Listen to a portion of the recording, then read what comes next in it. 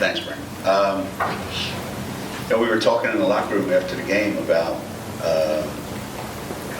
at this time of the year, you have to play a certain way defensively, and you have to play with a certain amount of energy and urgency. It's March. You got to have a different mindset when you play in March than when you play in January. And then if you make enough shots, you get a chance to win. And we did that. That's what we've been doing the last 3 or 4 games. For most of the season, actually. We've allowed our defense to give us a chance to win the games. And I guess a team like USF, you have to work really, really hard. These guys work really, really hard to keep them out of their comfort zone. And we didn't shoot the ball particularly great, but that's what happens. Some days it goes in, some days it doesn't. But if you play defense the way we played it, you've given yourself a chance. So I'm really proud of how hard we played today. Please raise your hands for questions for the student athletes. Megan, on Monday, you guys forced 15 first-half turnovers and scored 14 points. Today, you forced 14 first-half turnovers and scored 17 points. What is it you guys were doing to them to make that happen? Throughout the whole game, we tried to take away what they wanted to do. So, step in front of passes, make them go back door, and then that way we got the steals and converted on the other end.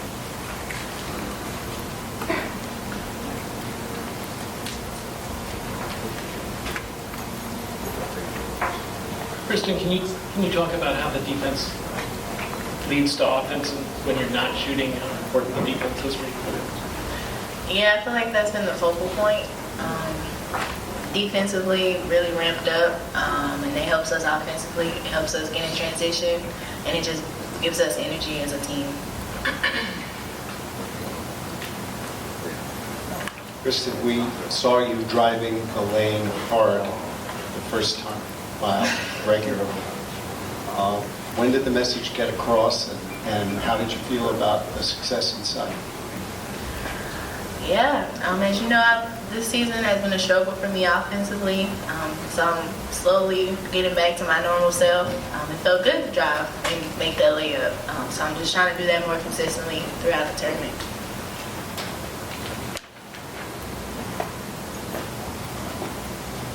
You guys talked earlier in the season about how this might not be a good defensive team. What kind of changed down the stretch, and is it the urgency with the tournament that's behind that?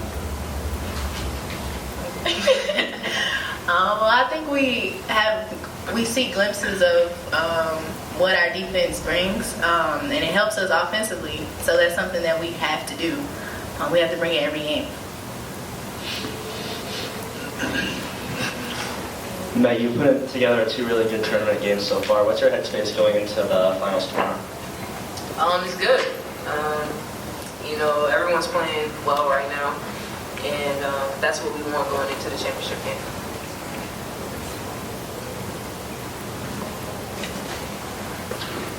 Christyn, you said you've struggled all season offensively with your shot, but you've shown glimpses that you still can do it when you're confident about it. And last year you had a great postseason. Do you have the feeling like you're capable of just turning it around now and really impacting this team going forward? Yes, I feel like I've changed my mentality. I think postseason is just a new season overall. So I changed my approach, and I'm trying to, if my shot is not on, I'm trying to impact the game in other ways. Stay engaged. Good word. This might be more for Geno to answer in his portion, but how hard was it to watch Kyla go down and go to the locker room?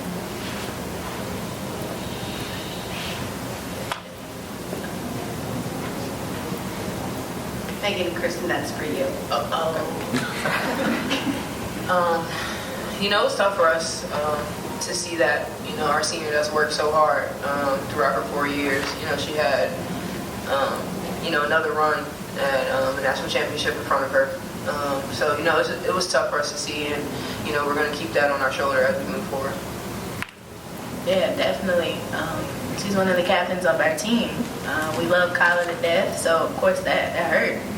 That's the first thing that we asked when we got into the locker room after the game, like, how is Kyla? Any other questions for the student athletes? For both of you, you outscored them by 22 points in the paint. So was that a function of the outside shots just not falling, or was that the strategy going in to get inside as much as possible? I wouldn't say it was our strategy. The coach has been, focusing on us getting points in the paint, rebounding, getting second shots. So it just happened to fall that way. But we did get a lot of transition buckets. We'll take one more question for the student athletes. Thank you, ladies. Oh, Dennis. Sorry, Vicki. Megan, you just played South Florida on Monday, and Coach talks about like what a hard team they are to stop from being in their comfort zone. Like how did you keep that? Maybe play even better today than you did on Monday, even though you did so well Monday. Did you change anything, or you just tried to keep? Was it hard playing the same team twice this week? No, I don't think it was hard for us to play the same team twice in 1 week. I think it helped us. We pretty much did the same things, and it was fresh, it was new, so we were all familiar with what we wanted to do. Okay, thank you, Christyn and Megan.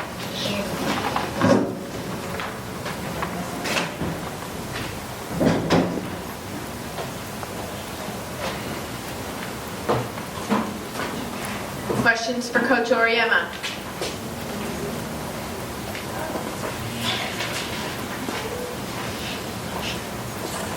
Geno, when Christyn does stay engaged the way she was today, how different is your team? I mean, you obviously need somebody else to step up offensively, and she seems to be the one player who could really do that for you. Yeah, well, one of the things that's pretty prevalent in in basketball that I see today is kids are very engaged when the ball's going in the basket. When they're scoring a lot of points, they're like happy, they're playing hard, they're smiling, everything's going great. But we don't need you then. We need you when the ball's not going in. Anybody can win when you make 14 for 26 from the three-point line. What are you going to do to impact the game? Like Christyn said, that's what we talk about all the time. How are you going to impact the game when you don't have the ball in your hands? And that's the biggest challenge for Christyn. All of her life, she has the ball in her hands and she scores. Now, all of a sudden, what are you going to do when you don't have the ball in your hands? Stand around and watch, like she did in the first half yesterday. Right? She had one rebound and 2 turnovers in 20 minutes of basketball. That ain't the winning edge, right? For a kid that's first team all conference. So, what are you going to do? And a lot of it involves on the defensive end, moving without the ball, offensive rebounding, get out, in transition. Do things other than just stand and wait for the ball and shoot it. And obviously when she's like that, we can spread the floor more. But the strength of our team is our perimeter play. And we need her. And we need her defensively. She did a great job defensively today. Really, really good job defensively today.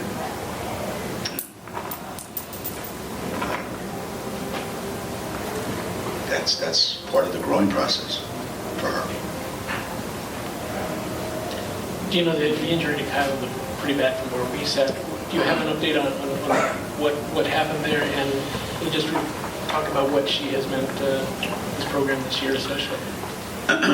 Yeah, we don't know right now exactly. She's on her way to get some x-rays and we'll know more. But she landed directly on it. So it was a really hard fall, and obviously it's serious. How serious, I don't know yet, but she just broke her finger the other day, so she's walking around with a broken finger, and that's on top of she needs surgery on her foot at the end of the season. So she had a foot problem that's been bothering her for a couple months. Broke her finger the other day in practice, and then this today, playing 33 seconds. That's a lot for a kid that loves the game, and brings a lot to our team on and off the court. She's a kid that does impact your team, whether she's playing or not, whether she has the ball or not, whether she's shooting well or not. She has an infectious kind of personality that makes your team better, and that's rare in today's day and age. And we're gonna miss that going forward. Geno, a month ago, you said your team was like a jazz ensemble. Yeah. Going forward, as a coach, you have a lot of different parts. What have you done as a coach to get them playing on another level, having that sweet sound?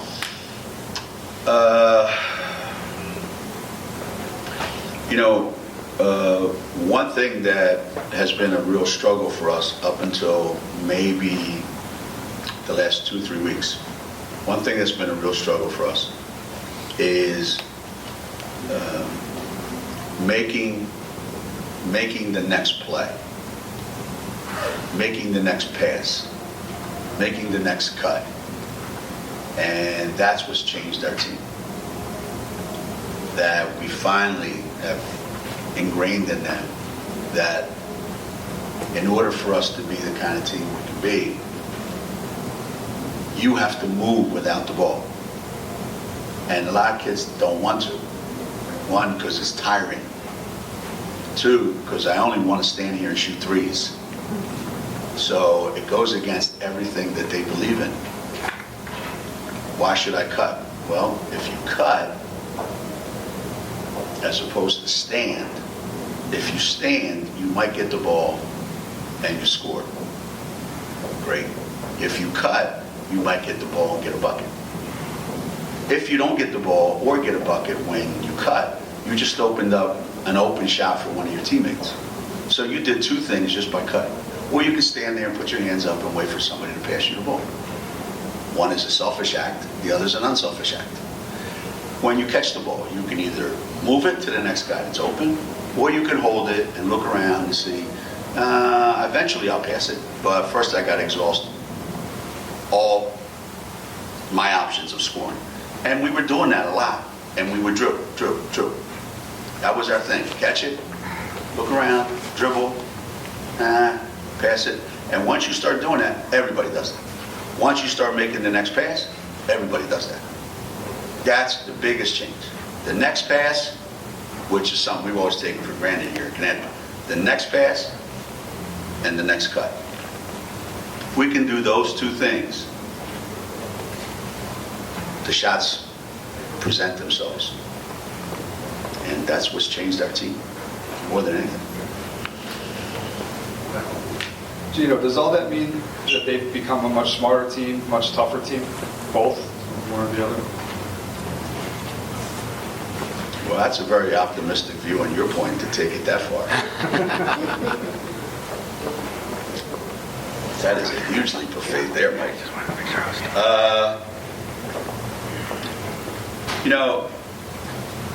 When you're willing to make the next pass, that means you have confidence in your teammates. That means you trust your teammates. And that has been hard to come by. I mean, even though we've been winning, even though, we've we put ourselves in the exact same position we were in last year. We just got there a different way. But, yeah, if you don't trust your teammates, you're not going to throw it. If you're open and you don't get it, the next time somebody else is open, they ain't getting it either. So that just kind of feeds itself. Okay? And have we gotten smarter? Yeah, I think we actually have. We actually have. We've gotten a little bit smarter. Have we gotten tougher?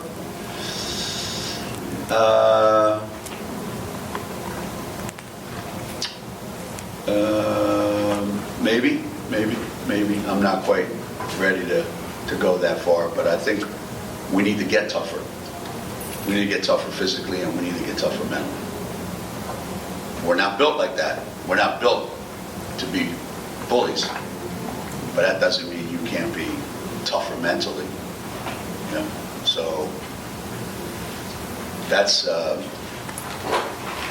the project for the next 2 weeks, because this is my mantra from the first time we ever made the NCAA tournament, when I thought we could actually win a game in the tournament.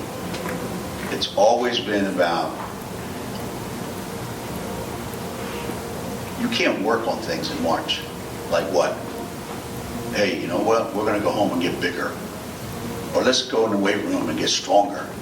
Let's go do our more agility so we can get quicker. You're not going to do any of that stuff. The only thing that changes in March, if you're any good, is you just get a lot smarter and tougher mentally. Because you know this is crunch time right now. And you're either going to win because you're mentally tougher than the other guys, or you're not and you're going to lose. Plain and simple.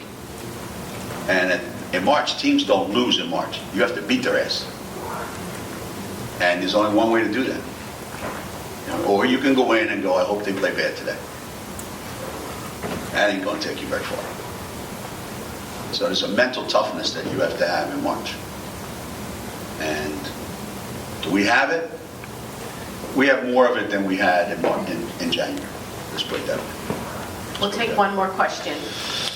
Geno, I know you have a game tomorrow night before you start worrying about the NCAA tournament, but for the first time I can remember in this run you've had in the Final Fours, you don't really know where you're going to go after the first 2 rounds.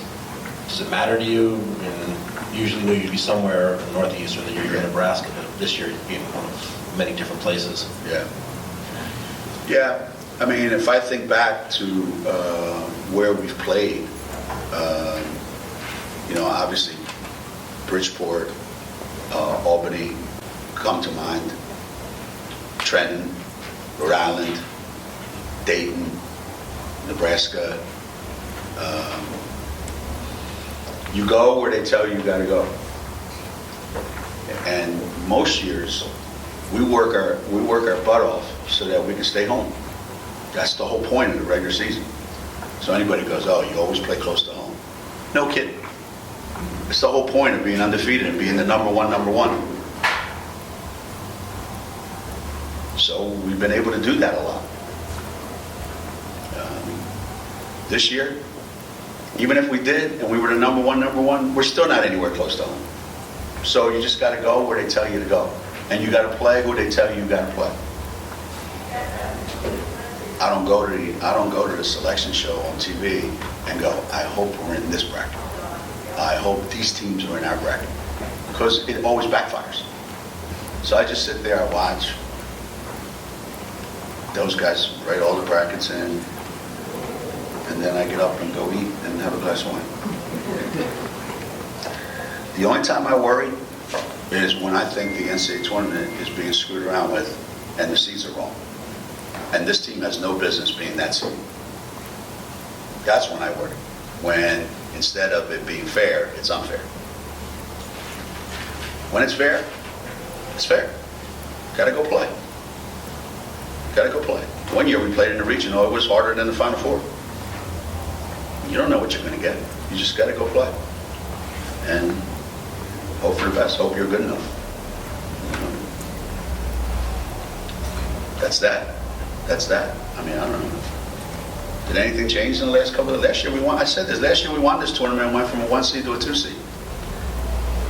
Should have not played in the tournament. We might have stayed number 1. I don't know. Did anything change over the weekend? Yeah, Baylor lost today, but does that change anything? Louisville lost yesterday, right? Did that change anything? UCLA lost yesterday, right? Does that change anything? I don't know. If I try to keep track of all that and go, oh, now they're going to move here, they're going to move there, Tell me who we're playing, where, what time. We'll be there. Coronavirus, does that come into play in your head at all about the way you feel daily or preparation? Have you tasted Corona Premium yet? That is the best beer Corona has made. And do you believe how dumb the American people are that Corona sales are down 30%? You can't make this stuff up. Okay, thank you, everyone. Look, wait, you got to write this because this is incredible. The conference has a policy that you can't shake hands after games. Well, we did today. Our men played Houston the other day. They sweated on each other for 2 hours, and then they weren't allowed to shake hands. We shook hands today. I ain't worried about it. Our assistant, Sarah, her son is a wrestler. They wrestled for I don't know how long on this dirty mat, and they go, no shaking hands. I mean, come on. There's a lot of...